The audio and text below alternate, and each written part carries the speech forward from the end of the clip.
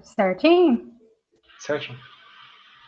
Bom dia, turma. Bom dia, professora. Vou dar início ao caso clínico 19, pancreatite. Pode passar.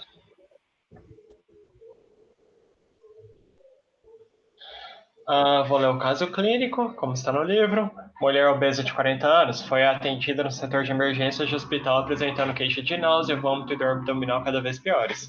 Indicador localizada na área do epigástrico e no quadrante superior do abdômen. Relata estar com febre subjetiva e não ter diarreia.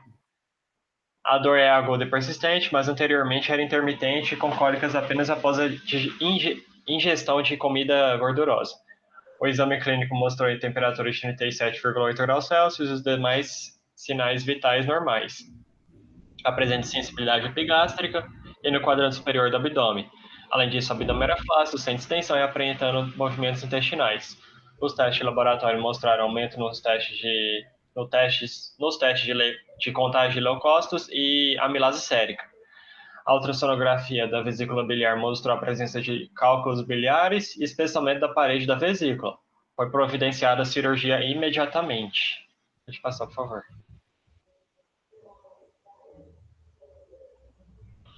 Bom, primeiramente vamos falar sobre aquilo que se pode tirar, né, de informação na soberana clínica, começando pelos sinais e sintomas da paciente apresentados nesse caso. Nos sinais temos aqui uma sensibilidade abdominal ao toque, né, porque o caso clínico relata que ela tinha sensibilidade epigástrica e no quadrante superior do abdômen. Eu pesquisei um termo médico para isso e achei a alodínia, que seria uma dor, né, uma reação abrupta do paciente quando se tem um estímulo que não deveria ser doloroso, como é o caso de um toque.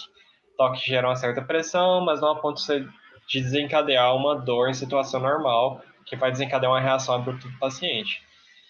Além disso, temos febre, aí o asterisco, alguns autores consideram a temperatura de 37,8 graus Celsius febrícula, né? Mas aí é só uma observação, pode ser febre ou febrícula, dependendo do autor, dependendo da referência. E também temos de sinal o abdômen flácido e sem distensão, o que poderia sugerir para a gente uma inflamação, mas eu vou chegar lá explicando melhor como seria essa inflamação. De sintomas temos náusea, que é aquela sensação desagradável, precursora do vômito, a vontade de vomitar, né, que a gente fala, geralmente acompanhada de tontura ou de vertigem. O próprio vômito ou êmese e dor abdominal intensa. E por fim, febre subjetiva, né, tá aí no nosso caso clínico. A febre subjetiva seria quando a paciente consegue sentir aquelas manifestações que são características, né, são acompanhadas de uma síndrome febril, como sudorese, né, os calafrios, que são muito fortes, a cefaleia, a dor muscular, né, a mialgia. E por isso eu decidi colocar aí nessa parte de sintomas, né, que é o que o paciente queixa, né, o paciente relata estar com febre, sem ter aferido. Bom, só nessa parte de anamnese e exame físico, conseguimos suspeitar que a paciente tenha uma pancreatite aguda. E para confirmar o nosso diagnóstico, existe um protocolo, né, em que se analisam três fatores, né, três características da pancreatite em relação às outras doenças, né, que afetam essa região abdominal. O diagnóstico sindrômico, que ainda faz parte da clínica, os exames laboratoriais e o exame de imagem representado principalmente pela não, representado somente, né, no nosso caso, pela ultrassonografia. É isso que está no nosso caso clínico, e é por isso que a gente vai tentar esclarecer essas características aqui no nosso seminário. Pode passar, por favor. Bom, no diagnóstico sindrômico, cabe destacar duas síndromes bem clássicas naquele paciente com pancreatite. A primeira delas é o abdômen agudo, é uma síndrome caracterizada por intensa dor abdominal, principalmente epigástrica, e nos quadrantes superiores do abdômen. Essa dor pode estar sugerindo inflamação de várias estruturas do abdômen, entre elas parênquima pancreático, né, que é o nosso caso.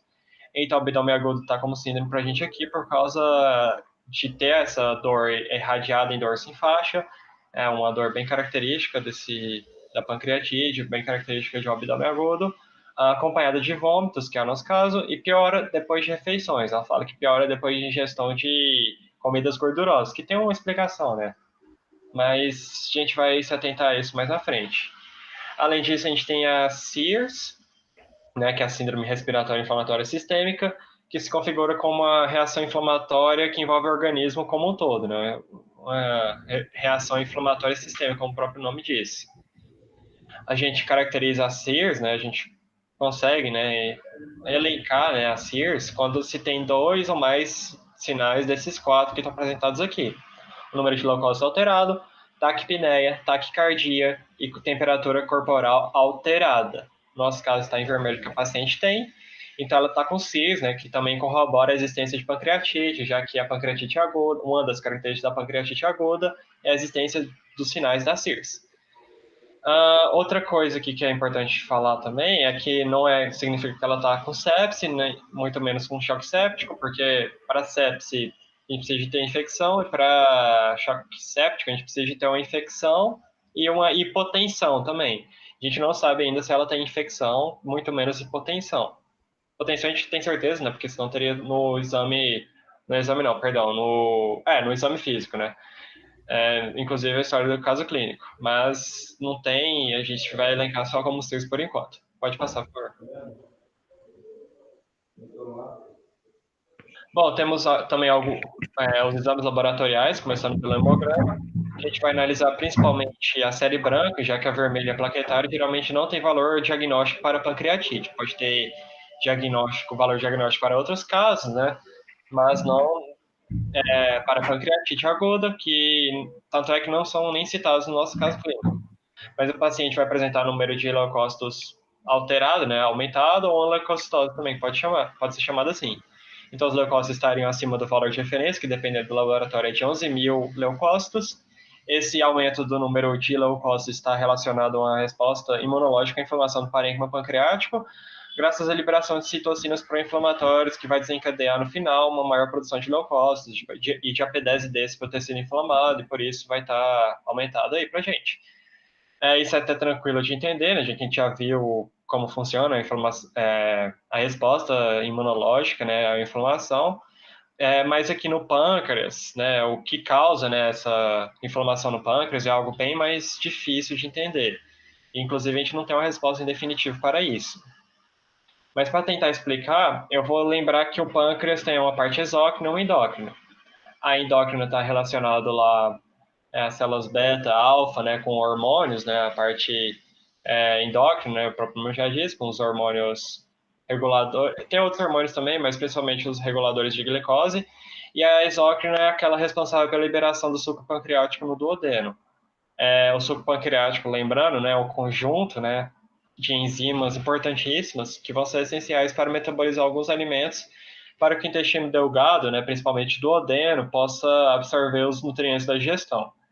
E as enzimas pancreáticas desse suco são produzidas pelas células acinárias do pâncreas. Então, o que acontece? Na pancreatite, por algum motivo, que podem ser vários, né, que a Fabiana vai até explicar, né, o nosso, que vai ser obstrução por cálculo biliar, mas enfim, ela vai explicar. A gente vai ter o processo de autodigestão da glândula.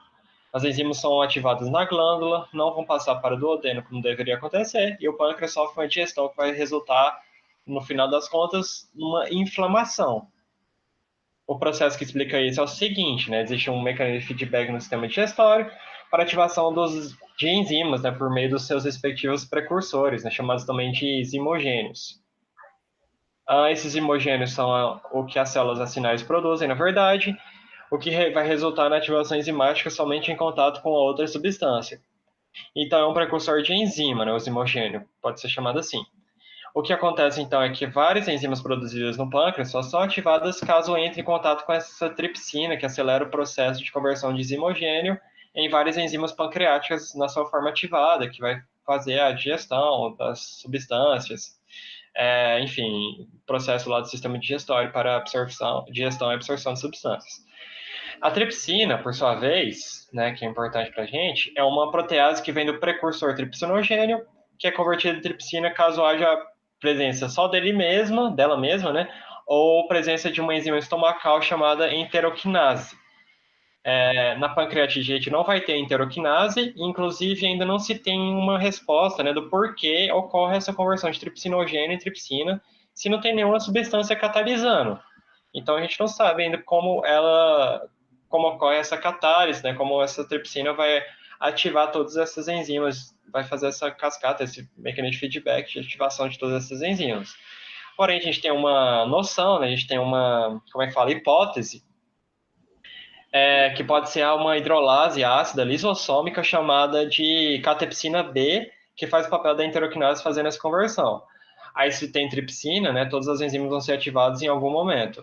Essa catepsina B, né, só para ter, né, para a gente falar, só para não deixar de citar, né, a gente vai ter o processo de apoptose das células pancreáticas e a Fabiana vai explicar mais na frente, e por causa dessa apoptose das células pancreáticas vai sobrar, né, essa catepsina B, o lisossomo vai estar solto no meio, né, e as enzimas lisossomais também vão estar soltas no meio, no meio interno, e essa catepsina B vai estar em grande presença, né? E essa catepsina B acredita-se que ela faz a conversão de tripsinogênio em tripsina como papel da enteroquinase. Aí se tem tripsina vai ter todo esse mecanismo de feedback. Eu acho que assim ficou mais claro, mais explícito.